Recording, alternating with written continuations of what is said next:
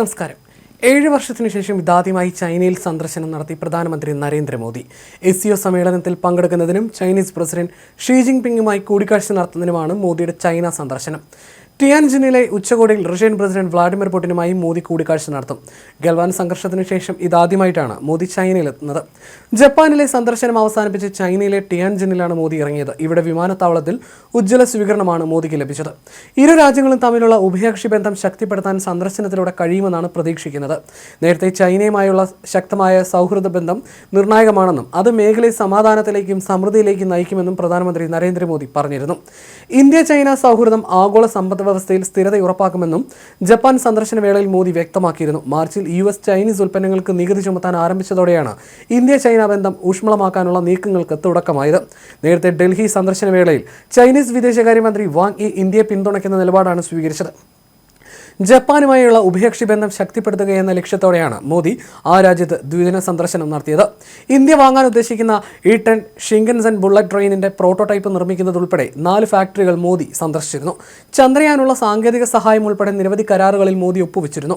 യുക്രൈനിലെയും ഗസയിലെയും യുദ്ധം, ഇന്ത്യൻ ഉൽപ്പന്നങ്ങൾക്ക് അമേരിക്ക 50% തീരുവ ചുമത്തിയത് എന്നിവയിൽ നിന്ന് ഉടലെടുത്ത ആഗോള പ്രതിസന്ധികൾക്കിടയിലാണ് മോദിയുടെ സന്ദർശനമെന്നതും ശ്രദ്ധേയമാണ്.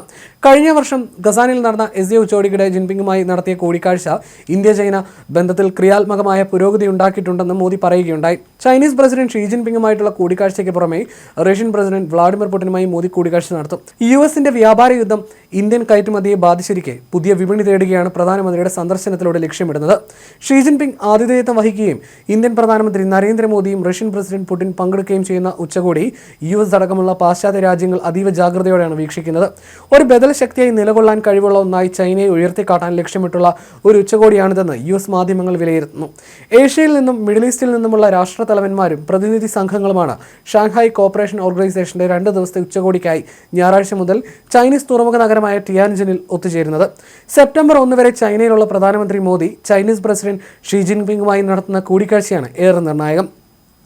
ഇരു നേതാക്കളും ഇന്ത്യ ചൈന സാമ്പത്തിക ബന്ധങ്ങൾ വിലയിരുത്തുകയും ബന്ധം കൂടുതൽ സാധാരണ നിലയിലാക്കുന്നതിനുള്ള നടപടികളെക്കുറിച്ച് ചർച്ച നടത്തുകയും ചെയ്യും. നേരത്തെ പരസ്പര ബഹുമാനത്തിൻ്റെയും താൽപ്പര്യത്തിൻ്റെയും അടിസ്ഥാനത്തിൽ ചൈനയുമായിട്ടുള്ള ഉഭയകക്ഷി ബന്ധം തന്ത്രപരവും ദീർഘകാല കാഴ്ചപ്പാടോടെയും മുന്നോട്ട് കൊണ്ടുപോകാൻ ഇന്ത്യ തയ്യാറാണെന്ന് പ്രധാനമന്ത്രി മോദി വ്യക്തമാക്കിയിരുന്നു. ജപ്പാൻ മാധ്യമത്തിന് നൽകിയ അഭിമുഖത്തിലായിരുന്നു പ്രധാനമന്ത്രി കാര്യം വ്യക്തമാക്കിയത്. ചൈനയുമായിട്ടുള്ള ബന്ധം ശക്തമാക്കണമെന്നും മോദി കൂട്ടിച്ചേർത്തു. നാളെ ചൈനീസ് സമയം ഉച്ചയ്ക്ക് 12 മണിക്കാണ് മോദി ഷീ ജിൻപിങ്ങുമായി ചർച്ച നിശ്ചയിച്ചിരിക്കുന്നത്. വിമാന സർവീസുകൾ വീണ്ടും തുടങ്ങുന്നതുൾപ്പെടെ പരസ്പര വിശ്വാസം വളർത്താനുള്ള പല തീരുമാനങ്ങളും ചർച്ചയിൽ ഉണ്ടാകുമെന്നാണ് സൂചന.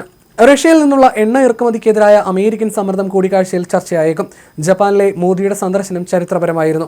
ഒരു പതിറ്റാണ്ടിനിടെ ജപ്പാനിൽ നിന്ന് 10 ലക്ഷം കോടി യെന്നിന്റെ സ്വകാര്യ നിക്ഷേപം ഇന്ത്യയിലേക്ക് ഒഴുകാൻ മോദിയുടെ സന്ദർശനം വഴിവെക്കുമെന്നാണ് റിപ്പോർട്ടുകൾ. സാമ്പത്തിക പങ്കാളിത്തം, സാമ്പത്തിക സുരക്ഷ, വിസ, പാരിസ്ഥിതിക സുസ്ഥിരത, സാങ്കേതികവിദ്യ, ഇന്നൊവേഷൻ, ആരോഗ്യം, പ്രതിരോധം തുടങ്ങി 8ഓളം മേഖലകളിൽ 10 വർഷത്തേക്ക് തന്ത്രപരമായ പങ്കാളിത്തം ശക്തമാക്കാനും ഇരു രാജ്യങ്ങളും തീരുമാനിച്ചിരുന്നു.